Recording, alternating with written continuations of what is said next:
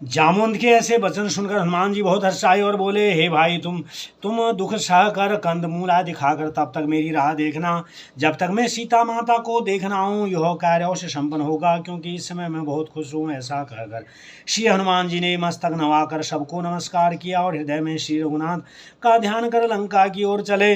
समुद्र के तट पर एक पहाड़ देकर हनुमान जी सहजी खेल खेल में उस पर चढ़ गए और श्री रघुपति का स्मरण कर बड़े वेग से उस पर उछले।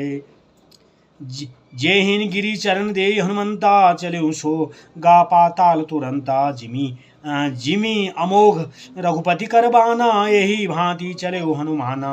हनुमान जी के उछलने से वह पहाड़ तत्काल धरती से पाताल में धंस गया और जिस प्रकार श्री राम जी का बाण चलता है उसी प्रकार हनुमान जी वहां से उड़ चले। जल निधि रघुपति दूत बिचारी, तय मैं ना खोई श्रम हारी।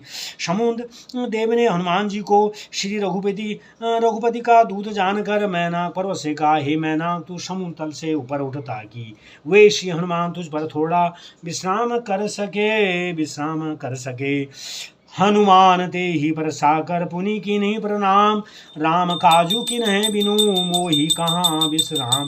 हनुमान जी ने उसे केवल हाथ से छुआ मैनाक का मान रखने के लिए, फिर बोले, हे भाई, श्री राम जी का काज के बिना भला मैं विश्राम कैसे कर सकता हूँ। मंगल भवन मंगलहारी, द्रहु सो दशरथ अजर बिहारी। जात पवन सुत देवन देखा, जान कहूँ बल बुद्धि विशेषा, सुरसा नाम अहिन के माते, पठिन ही आही कहीं ते ही बाता। देवताओं ने परम पुत्र हनुमान को अपने लक्ष्य की ओर बढ़ते देखकर उनके साहस और बुद्धि की परीक्षा के लिए सर्पों की माता सुरसा को भेजा। उसने बीच राह में हनुमान जी को रोक लिया और कहा, आजु सुनन मोहि दिन आहारा, सुनत वचन कह पवन कुमारा। राम काज कही फिर मैं आवे, सीता कही सुधी प्रभु सुनावे। आज देवताओं ने तुम्हें इस मार्ग पर भेजकर मेरे भोजन का प्रबंध कर दिया है। उसकी इच्छा जानकर हनुमान जी बोले, मैं श्री राम का कार्य करके लौटाऊं और प्रभु को सीता माता का समाचार दे दूं। तब तो बदन पैठी हूँ आई, सत्य कहूँ मोही जान दे माई। कवनेऊ जतन दे नहीं जाना, ग्रसि न मोही कहे हनुमाना। हे माता, उसके बाद मैं तुम्हारे मुख में समा जाऊंगा, अर्थात तुम्हारा भोजन बन जाऊंगा। अब तो इस समय मुझे प्रभु का कार्य करने के लिए जाने दें। जब सुरसा नहीं मानी तो हनुमान जी ने कहा, ठीक है, तू मुझे निगल ले।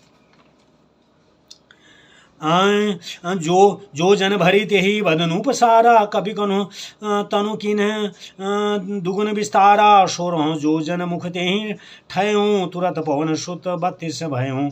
यह सुनकर सुरसा ने अपना मुख योजन भर 4 मील मुंह फैला लिया। तब हनुमान जी ने अपने शरीर को दूना कर लिया। सुरसा ने मुख का आकार 16 योजन कर लिया तो हनुमान जी तुरंत 32 योजन के हो गए। जश सुरसा बदन बढ़ावा, तासु दून कपि रूप देखावा। शत जो जन ते ही नानन कीन्हा, अति लघु रूप पवन सुत लीन्हा।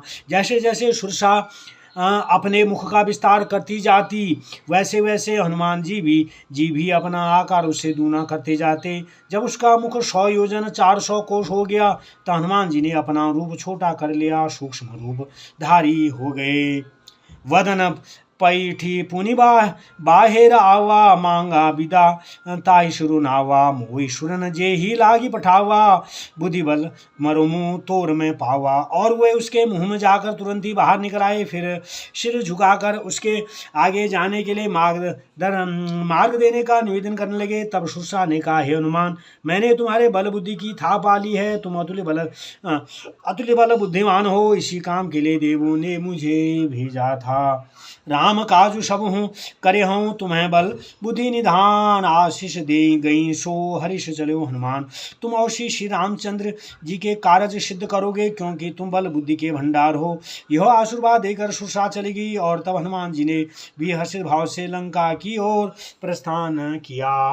मंगल भवन अमंगल हारी, द्रहु सो दशरथ